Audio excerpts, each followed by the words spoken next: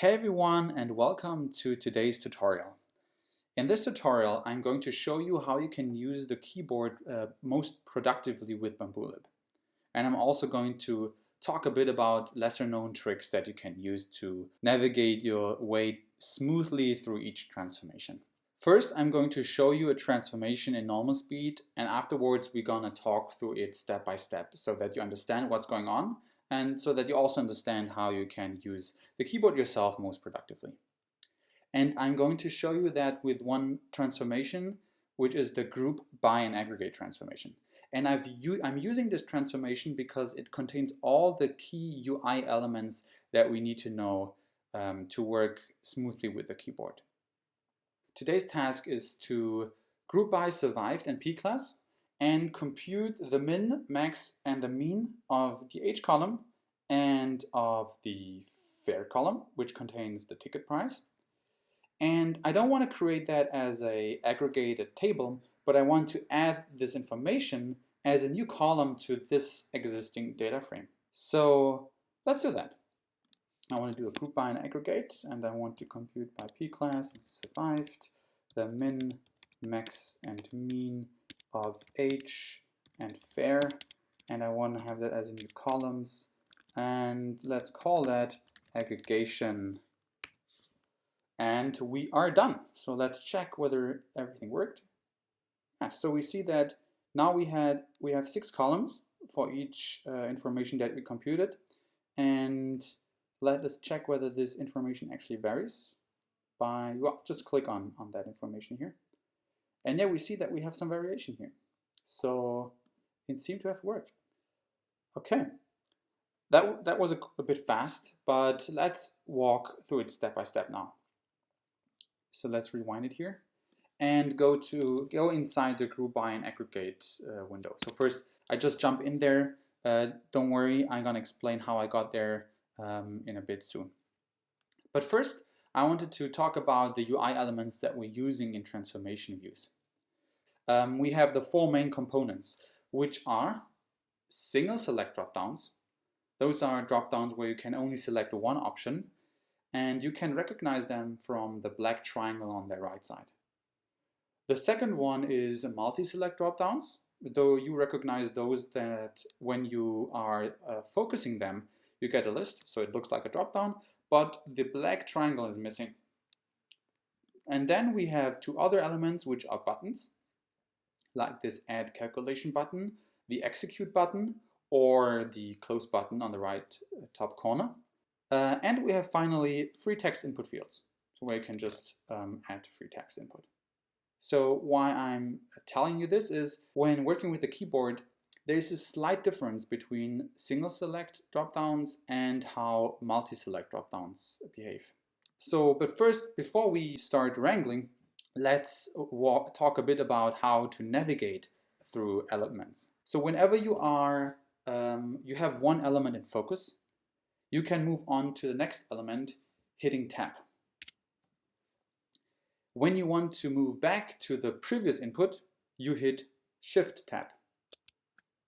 Okay, so hit tab and tab and shift tab to move my way back. So when you are inside of a dropdown, we recommend that you search for the elements that you want to use, that you want to select.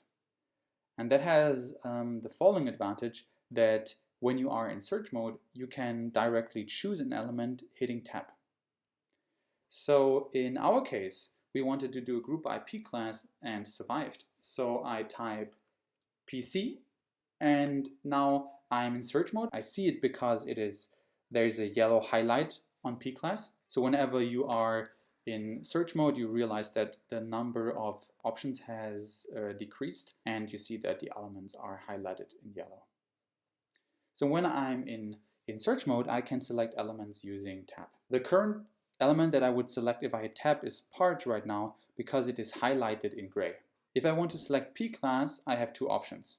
Either, as I'm now on parch, I could press the key down button and then I can hit tab. Okay, again, so you can go through the element list using your key, the arrow keys.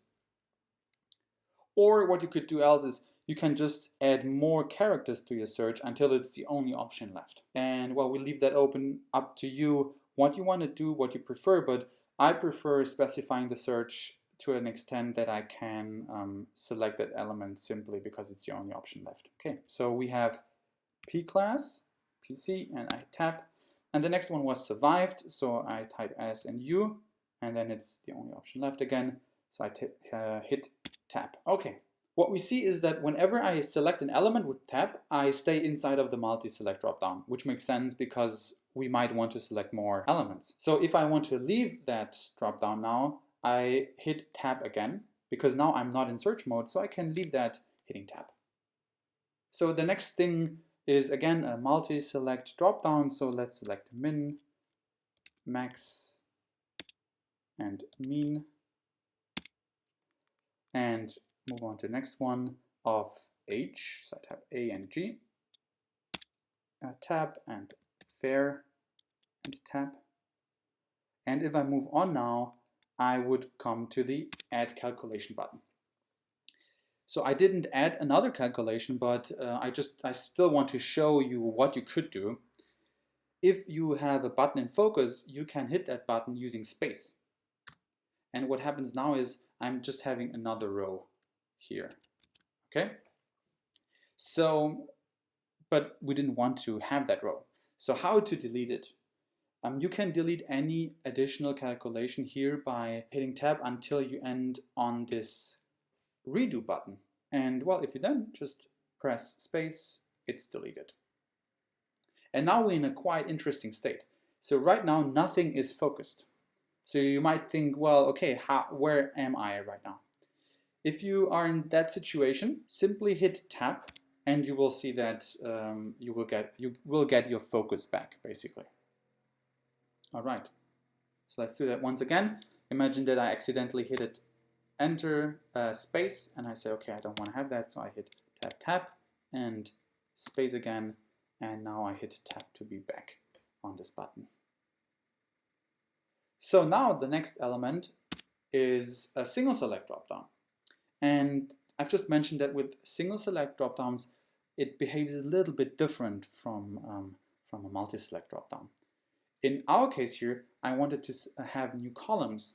So I start searching as usual. And if I'm hitting tab now, I select the element, and as I only can select one element, I also directly move on to the next one. Well, and finally, I wanted to do a rename. I want to rename that, so I type df aggregation. So and then there's the last trick here. When you are inside of a text input field, a free text input field, you can execute a transformation hitting enter.